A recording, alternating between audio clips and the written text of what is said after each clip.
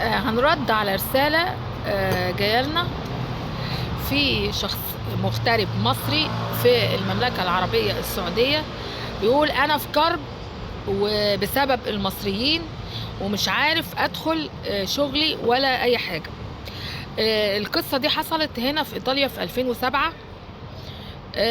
كانوا 3 أفراد عملوا اتحاد على واحد غلبان لسه جاي بياكل عيش، وقالوا له انت صنايعي، وعرف ان هو صنايعي علشان ما ياخدش اجر اكتر منهم ويصاحب الراجل الايطالي كان شغله كويس. قالوا له اياك تدخل العمل هنا تاني، وياك نشوفك على باب الكانتين، اياك تيجي الشغل ده تاني. فالمهم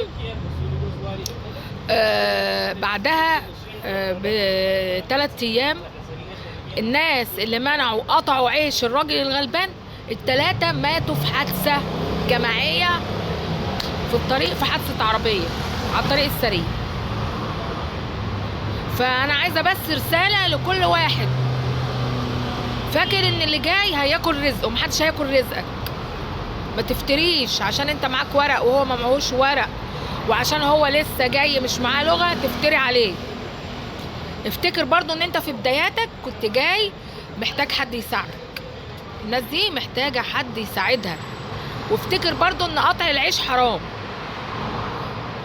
انا حكيت قصة الناس اللي ماتت في حادثة لان هم قهروا الراجل ده.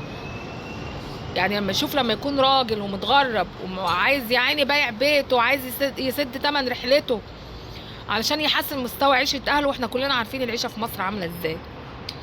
ف تيجوا انتوا هنا كمان تبقوا انتوا والغربة والزمن عليه.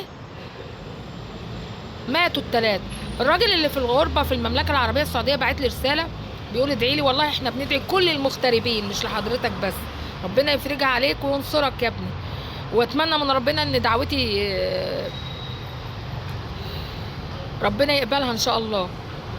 فليه بقى نظلم بعض وناكل بعض كده، ناكل في بعض كده زي السمك كده؟ ايه، محدش بياخد رزق حد على فكرة.